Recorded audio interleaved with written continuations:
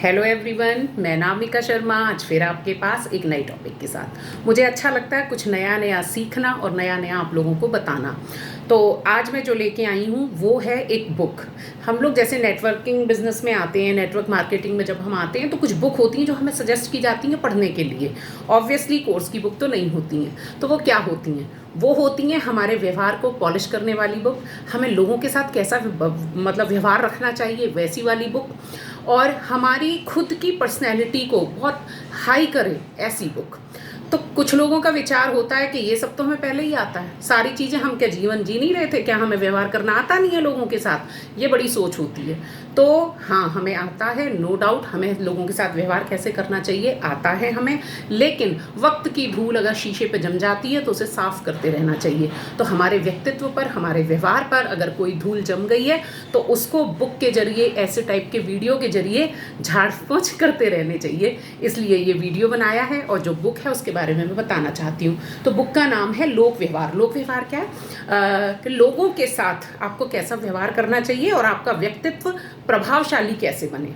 तो ये केवल पढ़ाया तो देखिए नेटवर्किंग के लिए जाता है, लेकिन मानना ये है मेरा भी और लोगों का भी कि जब आप इस बुक को पढ़ते हैं तो आपकी पर्सनैलिटी बड़ी इन्हेंस होती है, बहुत चेंज आता है, बड़ा पॉजिटिव रिजल्ट मिलता है। तो ये बुक ना हमें अपने बेटों को, बेटियों को, अपने घर में बुजुर्गों को, बच्चों को, सबको पढ़ानी चाहिए, क्योंकि इससे पॉजिटिव एनर्जी बनी रहती है और व्यवहार में कुछ ना कुछ बदलाव पॉजिटिव आता रहता है। तो ऐसा नहीं है कि व्यवहार हमें नहीं आता तभी हमें ये बुक पढ़नी है। हम व्यवहार बहुत अच्छा रखते हैं लोगों के प्रति, फिर भी हमें ये बुक पढ़नी चाहिए। अब इस बुक में क्या है, चैप्टर वाइज दिया हुआ है कि हम डे बाय डे जो लोगों के साथ व्यवहार करते हैं उसमें अगर थोड़ा बहुत 19-20 कोई फ़र्क आ रहा है तो वो चेंज कैसे हो, या अगर हम बिल्कुल ही नेगेटिव माइंडसेट के हैं तो हम पॉजिटिव कैसे बने। अगर हम ऑलरेडी पॉजिटिव माइंडसेट के हैं तो उसी पे बने रहें और हमें खुशी होती है कि चलिए ये कला हमारे अंदर पहले से थी। तो बहुत अच्छी बुक है, चैप्टर वाइज इसमें समझाया गया है। तो आज एक चैप्टर है बहुत छोटा सा, मैं वो आप लोगों के साथ शेयर करना चाहती हूँ कि बुरे को भला नाम दें। बुरे को भला नाम दें, ये कैसे हो सकता है कि बुरे व्यक्ति को भला नाम हम कैसे दे सकते हैं? यही खासियत है इस बुक की। इस चैप्टर में क्या दिया हुआ है, ये केवल ऑफिस वालों को, बिजनेस वालों को या बिजनेस नेटवर्किंग वालों को ही नहीं पढ़नी है, ये उतनी ही काम करेगी, उतनी ही प्रभावशाली बुक है एक हाउसवाइफ के लिए, एक स्टूडेंट के लिए, एक आम आदमी के लिए, सबके लिए ये बहुत ज़रूरी है। अब मैं जो एग्जाम्पल लूँगी वो हाउसवाइफ का ही लूँगी। बुरे को भला नाम दें, इस चैप्टर में बताया गया है कि अगर कोई व्यक्ति आपके अंडर रह रहा है और काम कर रहा है लेकिन आप उसके काम से खुश नहीं हैं, जैसे ज़्यादातर होता है ना, हम लोग हाउसवाइफ हैं जो उनको जो अपने हमारे घर में काम करने आती हैं उनसे हम ज़्यादा खुश नहीं होते हैं। को कभी बर्तन गंदे मांज रही हैं, कभी सफाई गंदी कर रही हैं, कभी कपड़े गंदे धो रही हैं, तो क्या होता है, हमारा बीपी हाई होता है, हमें गुस्सा आता है। उस केस में हमें क्या लगता है कि भाई इनको हटा दो और कोई दूसरी लगाऊंगी। फिर अपने आप से ही वो पूछती हैं, सोसाइटी में या कॉलोनी में ऑलरेडी मेड इतनी कम आ रही हैं तो मैं किसको लगाऊं इसकी जगह। पहला रीज़न। दूसरा रीज़न, किसी से पूछोगे वो तो पहले ही ऐसा काम वो भी ऐसा ही करती है तो क्या करूं मैं, और यार ये तो बहुत गंदा करती है, मेरे से नहीं हो रहा। तो ये बुक में दिया गया है कि जब आपको कोई व्यक्ति से कोई परेशानी हो तो आप ना उसको पॉजिटिव तरीके से उसकी कमी बताएं।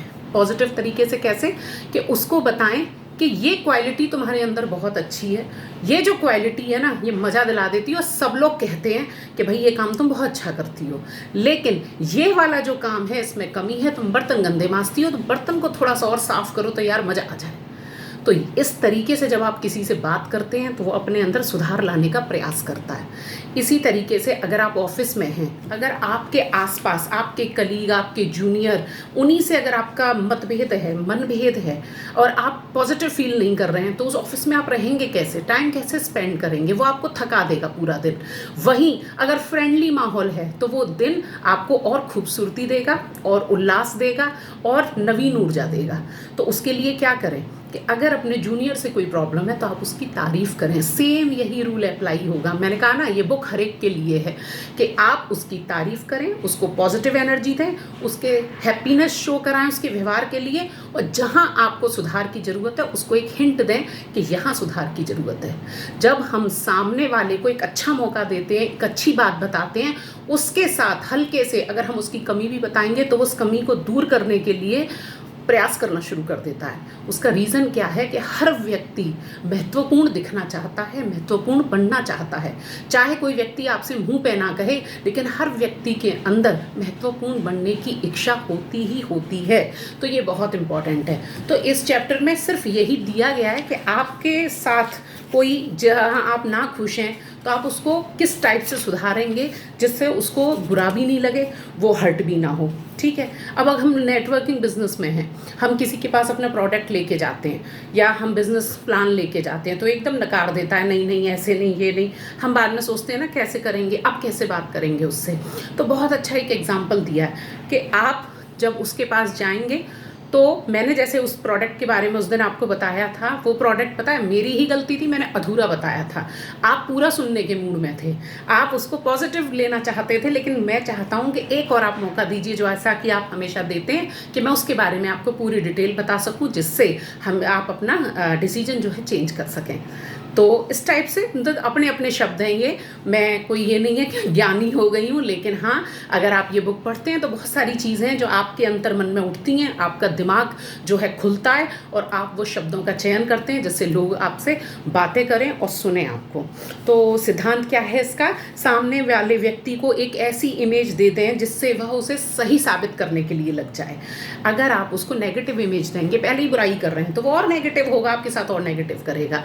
तो आप एक अच्छी इमेज देंगे तो वो उसको, मैंने कहा ना महत्वपूर्ण हर कोई दिखना चाहता है, तो वो उस इमेज को संभालने के लिए, निखारने के लिए प्रयास शुरू कर देगा।